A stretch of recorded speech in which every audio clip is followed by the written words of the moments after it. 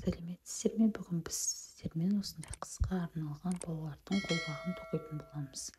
Мен бұл қолбақты 4 жастағы балама арнап тоқыдым. Ең алдымен осындай резинкісін тоқыдым, одан қолға дейін. Одан соң басқы жағын қысқарттым да саусағын ең соңынан тоқыдым. Олай болса бастайық. Мен осындай жіпті пайдаландым, яғни бұл жіп газал беби ол деп аталады. 40% акрил, 40% жүннен, 20% кашемирден тұрады. 50 грамда 175 метр, 3 миллиметрлік бізді пайдаландым. Яғни қолбақты осы 3 жіпті қабаттау арқылы тоқыдым. Ең алдымен жібімізді осылай қабаттап біріктіріп аламыз да, бізімізді алып, ілмегімізді іліп шығамыз. Мен осы 4 жастағы балаға 32 ілмек іліп шықтым.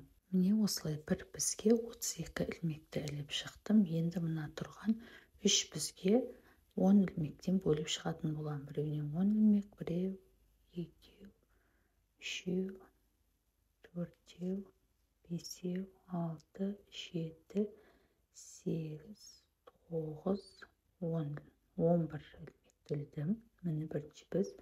Енді екінші бізге 1, 2, 3, 4, 5, 6, 7, 8, 9, 10 ілмек ілдім. Келесі үшінші бізімізде 11 ілмек қалды. Енді осы үшеуін біріктіріп тоқитын боламыз. Міне көмекші 4-ші бізімізді алып аламыз. Мына жерде айналып кетпейтіндей дұрыстап аласыздар. Енді міне бірінші ілмекті шығардық. Бір оң, бір теріс тоқитын боламыз. Міне бірінші оң, екінші теріс тоқимыз. Оң тоқимыз, теріс тоқимыз. Осылай қайталап шығасыздар қатар соңына дейін. Міне осылай біз бірінші қатарымызды аяқтадық. Теріслеміз. Бізде осылай өрнек пайда бола бастады. Осылай айналдыра отырып тоқи беретін боласыздар. Мына жерде қаттырақтар тастар, босап қалмас үшін арасы. Теріс тоқимыз. Осылай өздеріңізге қажетті ұзындық пайда болғанға дейін тоқитын боласыздар.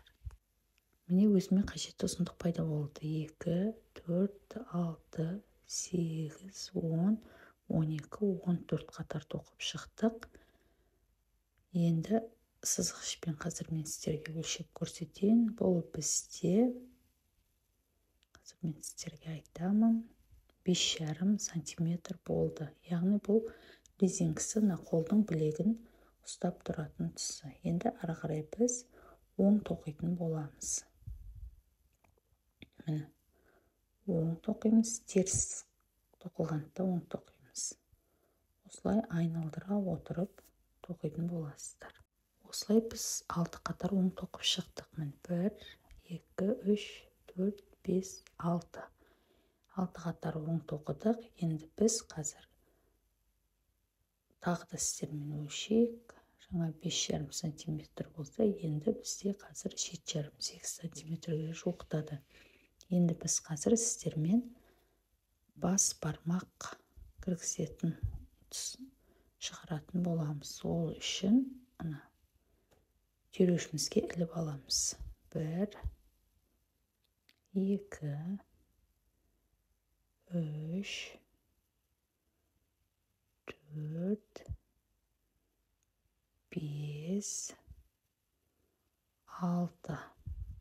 6 ілмекті іліп алып, түйреуішімізді тұйықтап қоятын боламыз. Енді біз осы 6 ілмектің орнына қазір бос ілмек іліп шығатын боламыз. Біріншісін ілдік, екіншісін ілдік, үшіншісін ілдік, төртіншісін, бесіншісін, алтыншысын ілдік. Енді келесі біздегі жіппен қатарластырып отырып, тоқитын боламыз. Бұл жерге кішкене қаттырақ тартамыз, себебі бос қалса әдемі емес болып көрінетін болады. Бізімізді кіргізіп, жіпті алып шығамыз. Кішкене қатты тартасыздар. Осылай айналдыра отырып тоқитын боласыздар.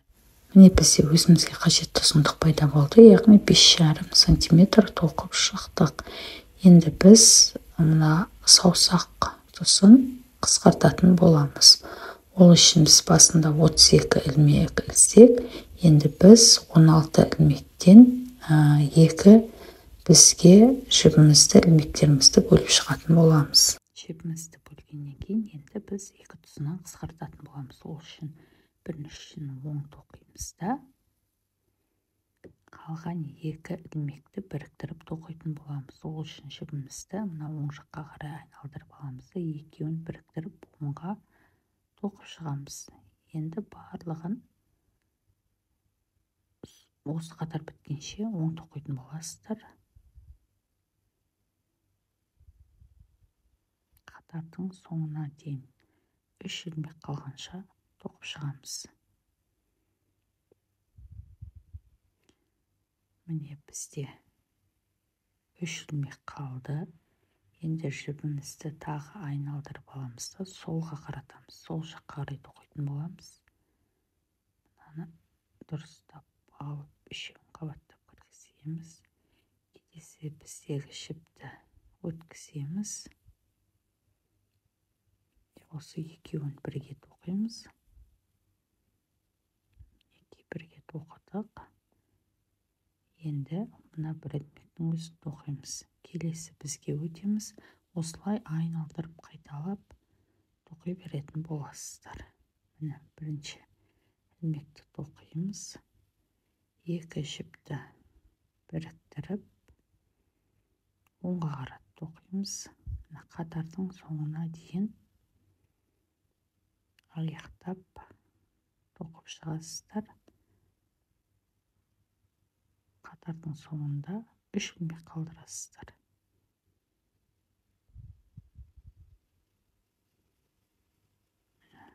Үш ілмек қалды.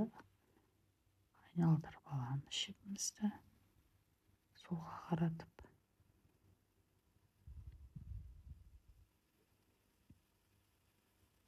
Екеуін одан соң біріктіріп тоқитын боласыздар. Бір ілмек тоқисыздар. Осылай өздеріңіз соңғы ілмектер қалғанша шейін тоқып шығатын боласыздар қысқартып. Қазір ең соңғы қатарлар қалғанда кездескенше. Міне 6 ілмек қалғанша осылай қысқартып шығамыз. Одан соң мен сіздерге қазір көрсететін боламын. Бір ілмекті тоқимыз, 2 ілмекті біріктіреміз. Мына 3 ілмек қалды. Осыны былай жібімізді айналдырып аламыз да, екеуін бірге тоқимыз. Бір ілмекті тоқимыз. Келесінде солай қайталап шығамыз. Бір ілмекті тоқимыз. Екеуін бірге тоқимыз.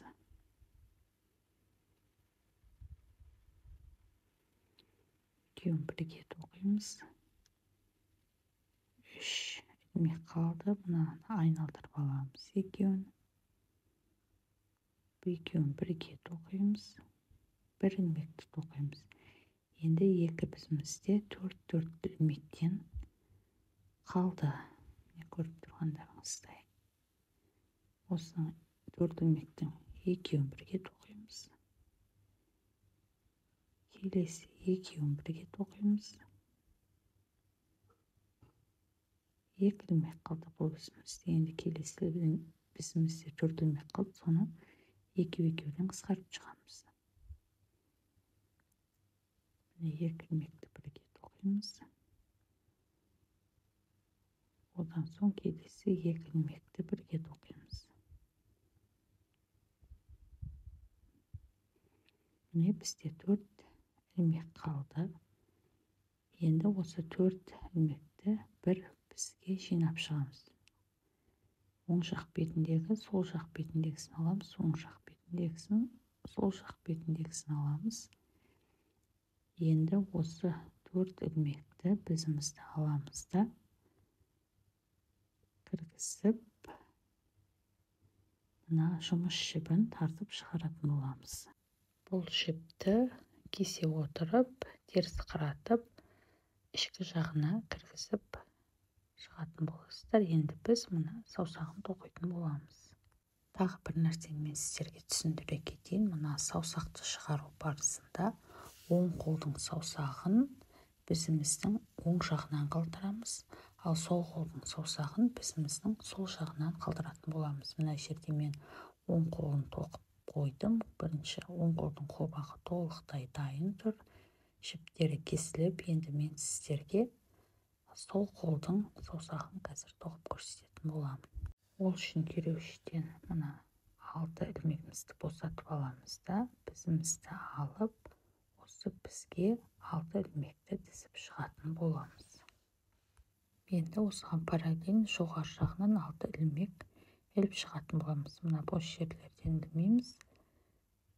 Бұл бос жерлерден ілсек, қолбағымыздың саусағы әдемі емес болып көрінетін болады. Сол үшін мына жоғарғы жақтан әр жеріне кіріп шығамыз. Бірінші, екінші бір жіпті қалдырамыз, үшіншісі тағы біреуін қалдырамыз, төртіншісі, бесіншісі, алтыншысы. Астыңғы жақта 6 ілмек, үстіңгі жақта 6 ілмек болды. Енді мұны жанынан бір-біреуден іліп шығатын боламыз. Мына жанынан ілеміз, себебі бос болып, ыңғайсыз болып қалмау керек. Міне осы тұстан бір ілмекті іліп алдық. 7 ілмек болды жоғары жақта. Енді астыңғы жақта да 7 ілмек іліп шығамыз. Енді жұмыс жібімізді алып аламыз да оң тоқып шығатын боламыз. Яғни өзімізге қажетті ұзындық пайда болғанға дейін тоқимыз. Мына жіпті ұзынырақ қылып астына шығарып қойсаңыз, өзіңізге ыңғайлы болады. Енді жұмыс бізімізді аламыз. Сөйтіп, оң тоқитын боламыз. Айналдыра отырып тоқи бересіздер. Біріншісі,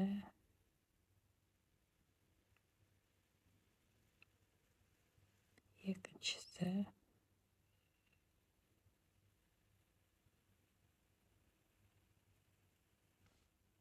үшіншісі, төртіншісі, бесіншісі, алтыншысы, жетіншісі. Енді жоғары жақты тоқимыз. Осылай қайталап, өздеріңізге қажетті ұзындық болғанға дейін айналдыра отырып тоқитын боласыздар. Міне менің өзіме қажетті ұзындық пайда болды. Енді біз қазір бармақ тұсын мына жоғарғы жақты қысқартқандай қысқартып шығатын боламыз. Ол үшін бір ілмекті тоқимыз. Мына екеуін бірге тоқимыз. Одан соң бір ілмек тоқимыз. Мына екеуін айналдырып аламыз да ілмекті. Екеуін бірге тоқитын боласыздар. Келесі екінші жағында осылай тоқисыздар. Бір ілмек тоқисыздар. Екеуін біріктіріп тоқисыздар. Бір ілмек тоқимыз. Мына екі ілмекті солға қаратып айналдырып аламыз. Екеуін біріктіріп тоқимыз. Бір ілмек тоқимыз. Келесі қатарды еш өзгеріссіз айналдыра отырып оң тоқып шығасыздар. 1, 2, 3, 4, 5, келесі екінші жағында 5 ілмекті осылай тоқисыздар. 1, 2, 3, 4-шісін тоқимыз, 5-шісін тоқимыз. Енді қысқартатын боламыз. Ол үшін қазір біз екеуін бірге тоқимыз. Енді келесі бір ілмекті тоқимыз. Одан соң екеуін ілмекті теріс солға айналдырып аламыз да, екеуін бірге тоқимыз. Екінші жағында осылай тоқитын боламыз. 2 ілмекті бірге тоқимыз.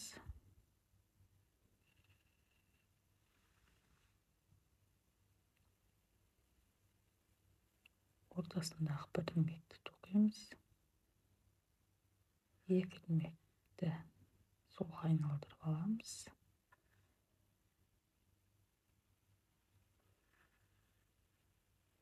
Екеуін бірге тоқимыз.